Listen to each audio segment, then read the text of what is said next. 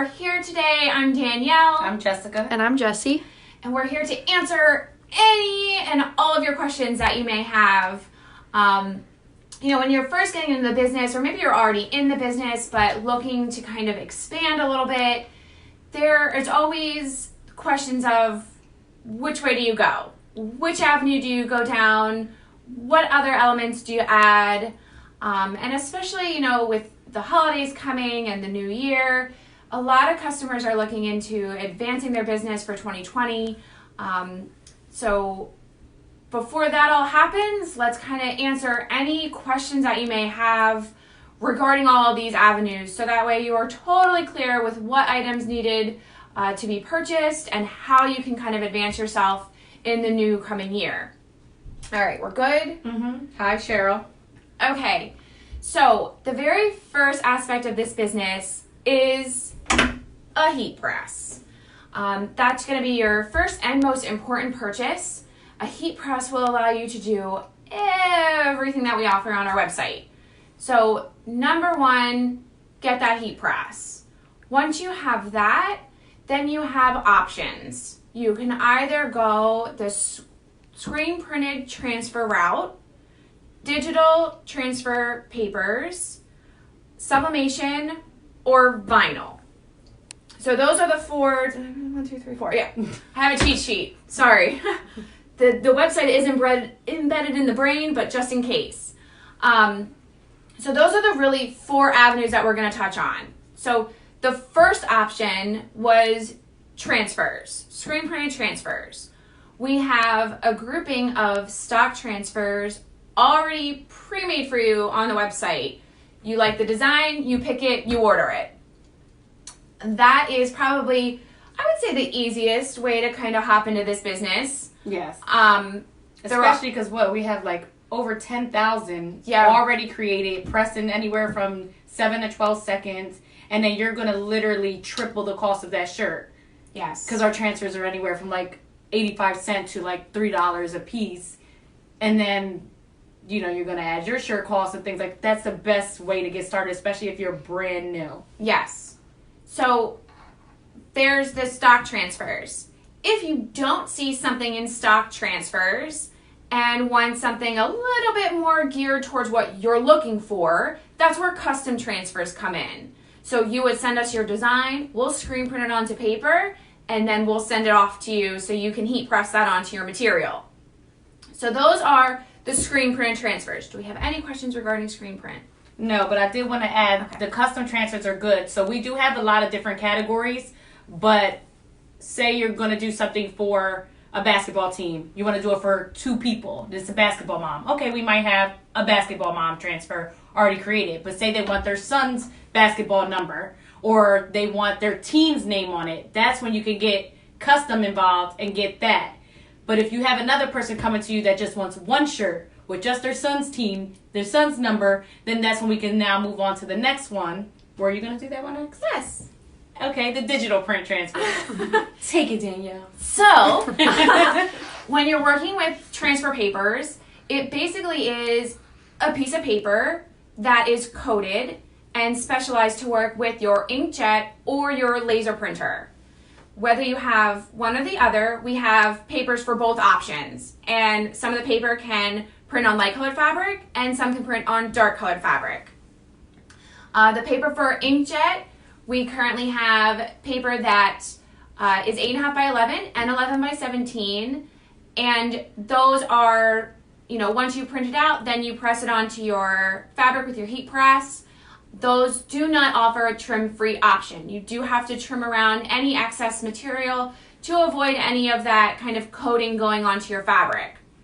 With the laser printer, you are able to have trim-free options, so only the ink adheres to your fabric when you press them. Those papers are a 2-step process, and we have videos on our website showing you, how each paper works to make sure that you're comfortable with that process. So definitely check those out. And like Jess said, it is ideal for those 1 or 2 shirt runs, the small little orders, the ones that, aren't going to pull enough for a custom order, but will definitely give you that opportunity to customize based on what the customer's looking for. And I do want to add, do not be scared of those papers, because some people know, oh, well, screen print, they say, is the way to go, or vinyl is going to last forever. But these are not to be confused with craft paper at your local craft stores, which typically wash off after 1 to 5 washes. You're going to get some wear out of these shirts before you begin to see wear and tear come off of them. That's a huge point right there. A lot of customers do fear the transfer paper, but check back. We do have one of our Facebook Lives, which is also on YouTube now, showing, I wasn't there for that one, but showing you how to use the transfer papers. So check back at that video, and also the other videos from the manufacturers on our website that really kind of display the shirt and show you what it looks like printed and finished. And it is really nice quality, finished end result. Okay, so any questions? Yeah, before we move forward, Larry, you said you need help with custom transfers. Depends on the question. You could throw it down here, or if it's something very extensive or very detailed. Or specific. We have a custom contact page on our custom site, which is www.pwcustom.com. So you can either even inbox us on the Facebook as well, since you're already here. And then we can help you out with that. We'll be happy to walk you through it. James, we do have replacement parts for our heat presses. So just shoot us an email with the issue you're having or the part you're looking for, and either your order number or the picture of the machine you have if you bought a third party, and our technician will be happy to assist you. Oh, Michelle said she made a shirt that lasted over 2 years with inkjet transfer paper. Wonderful. Yeah, a lot of people use it in the neighboring town next to us to do memorial shirts. So they use it for the picture and then use other means for the text on the shirt. So it can last a while. Okay, and now we can proceed. Okay, now we're moving on. Should we go to this one or this one? Which one do you think? Let's do what should we do? Oh. All right, well, let's just go to sublimation, because I feel vinyl's going to then tie into that. Okay. So sublimation is your next avenue, which is growing. This is probably one of the fields that is growing more and more with the opportunities that it has to offer. We offer the Virtuoso sublimation printers on our site. It's the SG400 and the 800. And with those, you're able to do 3 different ink sets within that printer. 1 ink set per printer, but it does kind of allow you to do multiple things. So with sublimation, you have the Sublimate HD ink, the Easy Subli ink, or the Chromoblast ink. The Sublimate HD ink is designed to print on 100% white polyester fabric and your hard surface products that we have listed on our website. Under the sublimation tab, there's a whole bunch of blank products. Those are all already coated and ready to go for you. So that gives you those options. The next one was the Easy Subli ink system, and that's designed to really print onto the Easy Subli printable vinyl. And that vinyl can then be put through a vinyl cutter, which we'll get to later, but put through your vinyl cutter to cut the design and then press it. So your sublimation with that product is really onto the vinyl, and then that vinyl is then transferred to your fabric. That ink system, the Easy Subli, can also print on hard surface products, the same as the Sublimate HD. So that does give you that little bit versatility for that as well. You just have to purchase a different paper, but it can work with that system. Then the Chromoblast is your third option, and that allows you to print on the Chromoblast paper onto 100% white or light in color cotton material only. So only cotton. That's all you get to do with Chromoblast. Yeah, and it is a form of sublimation, but it's not to be confused with how the polymer and the polyester gets dyed. In order to go onto cotton, because it is a specific material type, it does require a bonding as well. So it's going to give you a different feel. It's going to kind of sit on top of the shirt. I like to compare it a lot to like the inkjet and laser transfer papers, but you're getting that longevity that you were searching for in the screen printed transfer and the vinyl. So that is where I go with that one. Yes, that is very much similar to the transfer paper that we just spoke about. And right, no hard surface. I don't know if you said that for that. Right, Chromoblast can't do hard surface products. Just one question about the machine. Why are heat press prices vary so much? What is a good wattage and size? This heat presses vary according to what additional features it has, really. Ours, we try to keep it budget friendly, and we really kind of had a team go over and say, look, we want this built to these schematics, to meet these schematics, and cutting out that end cost. But a lot of those ones that are coming at the higher end, those are really made for more industrial purposes. They are like fully automatic, need pneumatic air systems. So that's how the price starts climbing. If they are interchangeable, do they come with more platins? Do they speak different languages? Does it have different presets? So that's where that goes. And the wattage, it's not really about the wattage, because they're all pretty much around the same wattage until you get the big industrial machines. The main thing you want to look for is how much pressure a machine can withstand, if it can do more than vinyl and sublimation, and also something that just slipped my mind. Oh, the heating coil. Is it a serpentine coil that can go up to at least 500? You should never have to go that high, but can it go that high? Which our machines can. And then another feature when looking at heat presses, because there are a lot out in the market, you want to make sure how they categorize the heat press. Sublimation heat press is designed for sublimation. That's designed for a light pressure. We don't sell any of those presses on our website because all of our heat presses, as mentioned in the beginning, can do everything we offer. There's no limit for our heat presses. Another element that we really kind of focused on with our heat presses, this is still hot, so I don't want to touch it, but the distance between the top platen when it opens and the bottom, there's a lot of space under here, which is great in case you need to peel a design or place it under the platen. A lot of the presses out there on the industry start right here at this top platen to angle up. That is not a lot of space when it's down this far. You'll have some unhappy knuckles and a yes, lot of ointment. Yes.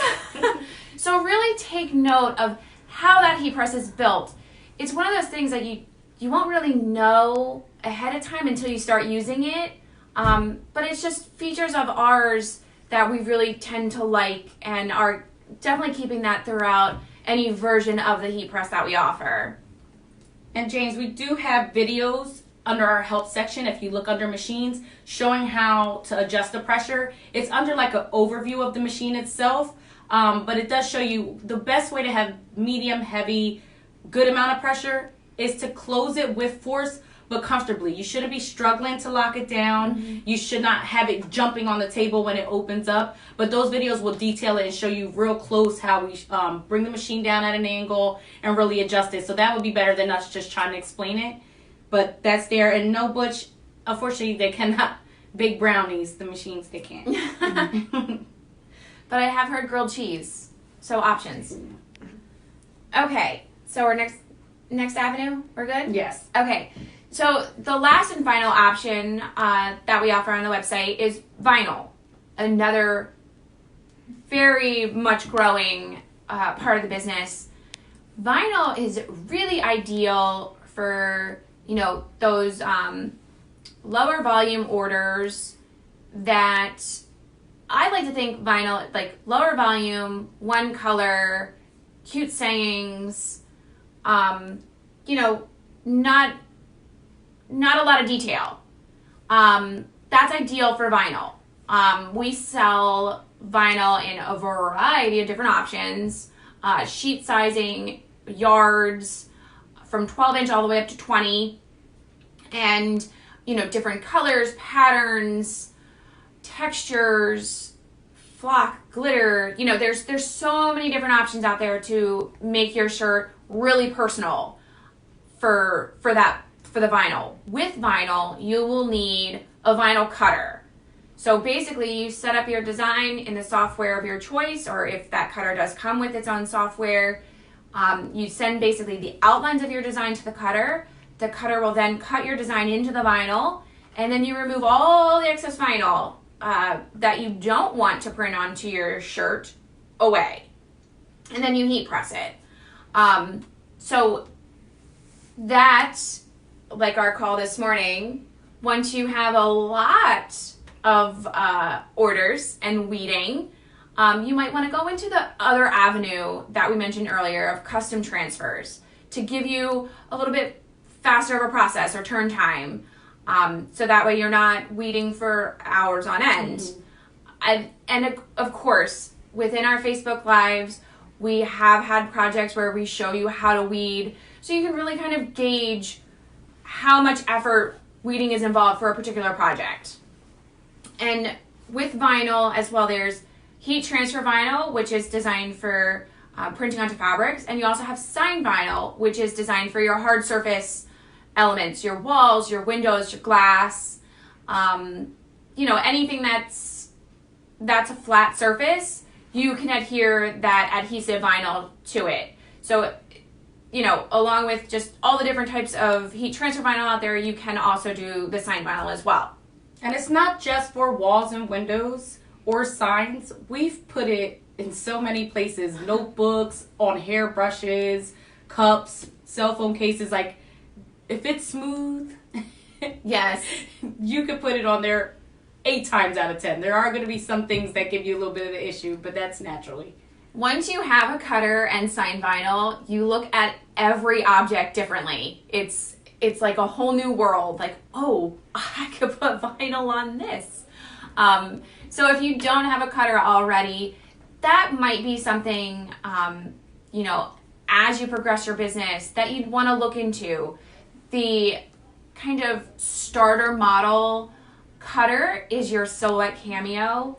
That's really going to give you everything you need to kind of hop into the business in that side of it, and give you software. It's very user friendly. There's tons of tutorials for the Silhouette Cameo on YouTube, on Silhouette's website. So they really have kind of cornered that market and making it as easy as possible to get involved with working with vinyl. Okay, so Ron and Jen, I'm not sure which one is watching right now because they got both names on there, but you do not need a sublimation heat press to apply sublimation because it requires such a light amount of pressure. So our heat press has a heavy amount of pressure, so it can do sublimation, vinyl, rhinestone, sequins, but it also has a heavy enough pressure that you can do transfer papers. Those digital transfer papers do require a heavy amount of pressure. Custom transfers as well require a heavy amount of pressure. So that's what you want to make sure you have, because most of the time, if you do get a sublimation heat press that's marketed as sublimation, you can do sublimation, you could do vinyl. 9 times out of 10, you can do a rhinestone transfer as well, but you're going to have issue with all the rest of the products that's out there. So if you get this, we're not just trying to sell ours. If you get a commercial heat press, then you can do all of those things. Not just ours, but you can buy ours too. And I layer Reflect All on top of Glow in the Dark. Our vinyl, it's listed there if it can be layered or not, right on the product page. So you want to just check the details. I feel like that's on top of Glow in the Dark? Reflect on top of Glow in the Dark. I would do a knockout for that. I wouldn't do that on top. So your bottom layer, knock it out and put the Reflect All so it can hit the fabric. James, so even with or without the apparel, you're going to follow those same steps to adjust the pressure. Even like with the pressing pillow too. So you're going to follow the same steps of lowering the machine diagonally and then moving it slowly a little bit to the right to increase the pressure and testing it. And then you still want to use some force to close down, but not struggling. Even with a pillow, you're going to have to decrease it some, but you still want to get it to that point where you're closing with force, even with a sweatshirt or a thinner shirt. In that case, you might have to go the opposite way. You still want to follow those same steps with or without apparel. Let's see. Terry, I want to branch out to sublimation. I have Sublimation ink, so I'm limited clothing-wise to subshirts or poly. What is the min percentage of poly I could use in a tee to avoid the faded look? All right, her question was, using Sublimation inks, is there a minimum of poly that she can use without getting fading? Unfortunately, it's going to stick to the polyester. So if you have even 95%, which I had an email 2 days ago, you're going to get some fading because polyester isn't, I mean, when it's a mixed blend, it's not putting like 95% on top and then the rest on the bottom. It's mixing that into the fibers. So it's going to always look faded. But can't you use Sublimation with the Easy Subli? Mm-hmm. So you may want to buy a a sample pack of the Easy Subli. So this way you could test it with your Sublimation HD inks and see if you like the results you're getting there. It's not going to be that into the fiber feel you're used to. Yes. But it is smoother and a softer feel than regular vinyl. It may surprise you and you may like the end result. And that will allow you to then print on the light or dark fabric and the different fabric options that are out there. Okay. And no. Butch said the minimum poly percentage he likes is 85%. But it really depends on the shirt you're using too and what it's mixed with. Yeah. But it's something, as Butch does, is test and see what's to your liking. Because at the end, it's what product you're happy with. The customer I had 2 days ago didn't like the result with the 95% polyester, but it might be one that, you know, you're accepting of or your customer is accepting of. It also depends on the colors you use too. Right. If you're starting out with a big, bold, bright colors and then it fades a little bit, you're probably fine with that. But if you start out with like a pastel color and it fades, you're probably going to really notice that fade. Mm-hmm. And that's it. No other questions. All right. Well, as always, we're always here. Email us, give us a call, ask us your questions. You know, if you weren't able to ask us your questions while we were live, send us that email. We'll be happy to help you out. Because let's face it, if you want to get growing in the business and you need other products, you need to know all about it before you jump in. So let us help you out ahead of placing orders that that you may not be sure about. So give us a call, send us that email. We'll be happy to help you. Thank you all so much for watching. Bye.